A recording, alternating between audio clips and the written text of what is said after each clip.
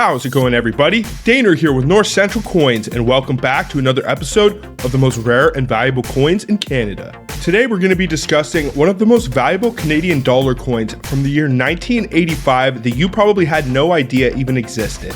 Because this coin only has a few known examples, its value is only exceeded by its rarity. And in this video, we will explore the historical context surrounding the production of this incredible piece of Canadian numismatic history. Additionally, we will discuss its distinguishing and identifying features, significance among collectors, and also potential value if you were ever to find a legitimate example. Before I do get into this, I would really appreciate if you guys would smash that thumbs up, subscribe if you're new, and also ring that bell notification so you can stay up to date with my new content. Also, make sure to stay to the end of the video if you would like to find out how much you could actually get for this coin if you were ever to find one. And then without further ado, what do you say we get right into it and discuss the Canadian 1985 Voyageur dollar muled with the New Zealand Obverse Die. Let's get it, guys.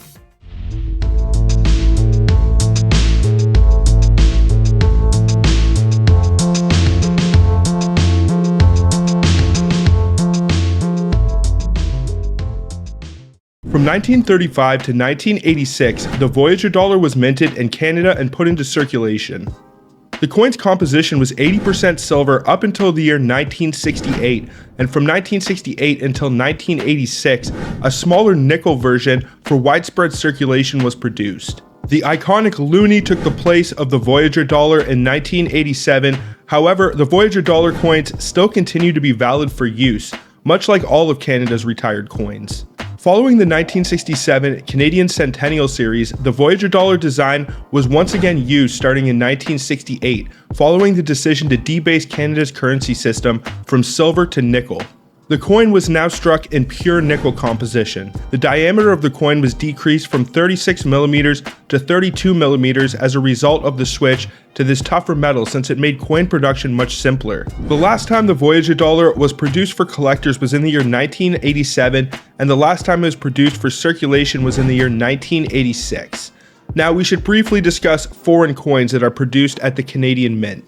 The Royal Canadian Mint is known for producing coins not only for Canada but also for a variety of other countries. This practice is often referred to as contract coinage or foreign coin production, and here are some examples of the countries for which the Royal Canadian Mint has struck or produced coins: Bermuda, Barbados, Jamaica, Bahamas, Fiji, Cayman Islands, Trinidad and Tobago, Eastern Caribbean states, Cook Islands, and New Zealand. The Royal Canadian Mint has produced coins for New Zealand as demonstrated by the 1985 Canadian Mule dollar, which was muled with the New Zealand Obverse Die, which is actually the coin that we are discussing in this video today. These examples demonstrate the international reach and reputation of the Canadian Mint for producing high-quality coins for countries all around the world. The Canadian Mint's involvement in foreign coin production helps these countries create beautifully designed coins and ensures the quality and security of their coinage. Accidentally striking Canadian coins on foreign planchettes is a rare but fascinating occurrence in the world of numismatics. This phenomenon typically happens due to errors or irregulations in the minting process. Here's a brief description of how this can actually occur. The first step is planchette acquisition. The minting process begins with the acquisition of planchettes, which are small, flat, round pieces of metal. Planchettes are typically sourced from specialized suppliers. In most cases, the mint intends to use planchettes made from a specific alloy or composition, such as copper nickel for Canadian coins. Another step is plant inspection. Before the actual minting process begins, planchettes are inspected for quality and composition. This step is crucial to ensuring that the coins produced meet the specified standards. Planchettes that don't meet these standards are typically set aside for melting and recycling. Feeding and presses. Planchettes that pass inspection are fed into the coin presses, where they are struck with the design and details for the coin. Each coin press is set up for a specific denomination and composition as well as a particular design. Die chambers. Inside the coin press, there are die chambers that house the obverse and reverse designs. These dies have the design and inscriptions that are to be transferred onto the planchette. The dies exert a significant amount of pressure onto the planchette to create the coin's design.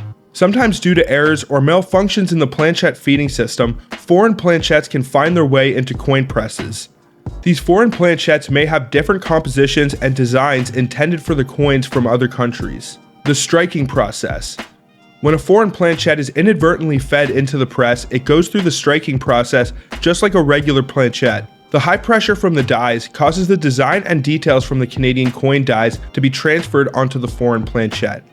The result is a Canadian coin with the intended design but struck on this foreign planchette. This creates a unique and rare air coin known as a wrong planchette, or also a mule coin. These coins are often highly sought after by collectors due to their rarity and unusual nature.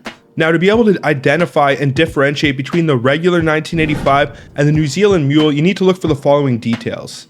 The reverse side of the coin displays a distinctive Canadian design that was commonly featured on the Canadian dollar coins until the year 1987. This design showcases a voyageur, or a man and a child inside of a canoe, paying homage to Canada's history of exploration and trade. There are no New Zealand motifs or inscriptions on the reverse side of the coin. Now, this error actually occurred at some point during the minting process when the dies intended for the New Zealand $1 coins were mistakenly paired with the Canadian dollar planchettes. This mismatch resulted in a small number of coins with the New Zealand Obverse design on one side and the standard Canadian reverse design on the other side of the coin. The Canadian 1985 dollar coin muled with the New Zealand Obverse is highly sought after by collectors due to its rarity and intriguing combination of Canadian and New Zealand elements. These air coins are relatively scarce, and their value can vary significantly based on factors such as condition and also collector demand. In good condition, they can command a significant premium over their face value. If you do believe that you have one of these air coins, it is definitely advisable to have it authenticated and graded by a reputable coin grading service such as PCGS or NGC. Professional grading can provide assurance of authenticity, and they also assign a numerical grade based on the 70-point Sheldon scale, which can severely impact the coin's value in the collector market. You also want to be super careful of counterfeit examples of coins like this. If you are buying one of these off of a site like eBay or on an online auction and it is not graded and in a slab, I would definitely be skeptical. You can definitely find coins like this one, or even the 1944 Tomback and other Canadian air coins that there are counterfeit examples of out there. They are very cheap, only $1 or $2 to buy online, and you can make a huge profit if you only pay $1 or $2 for a coin like that, and then you sell it for the buku dollars that some of these legitimate examples are worth. So you definitely want to do your due diligence. The following specifications are for the 1985 mule dollar. If any of these are off, it might indicate that it is not a legitimate or authentic example.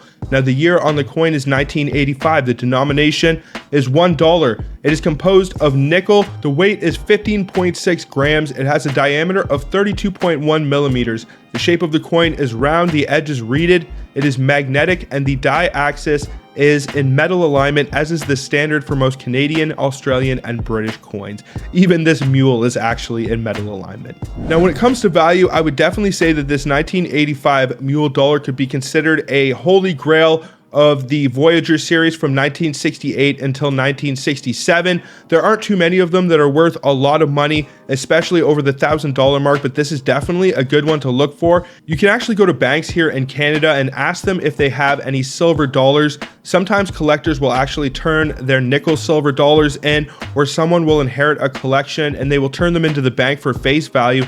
And then if you are lucky and they happen to have any, you can actually buy them off the bank for face value. I've been able to get close to $100 at one time from a bank in Voyageur dollars, and it is definitely a good way to be able to search for errors like this. Now, in terms of value on the low end, it can be worth around $6,400 for an AU50. So even if you found one of these coins and it is beat up and put through the meat grinder, you're going to be talking $500 to $1,000 because it is so rare and struck on a foreign planchette. You just don't come across examples like this too often. Now, when you start getting into the MS region, it can be worth around $9,800 for an MS60 and all the way up to $14,700 for an MS63, which, as we know right now, is the highest graded known example currently. If you were to find one and it scored any higher, you could easily be talking a $25,000 to $50,000 coin, depending on what kind of grade it gets. What do you guys think about the Canadian 1985 mule dollar? What would you do if you ever found a legitimate example, or if you ever have found any of the coins discussed in this video? Let me know down in the comments. I would love to know. Also, I would really appreciate if you guys would smash that thumbs up, subscribe if you're new, and also ring that bell notification so you can stay up to date with my new videos as they are being released. But I think that is pretty much going to do it for this one, folks. So until the next one, everybody, peace out and have a good one, y'all.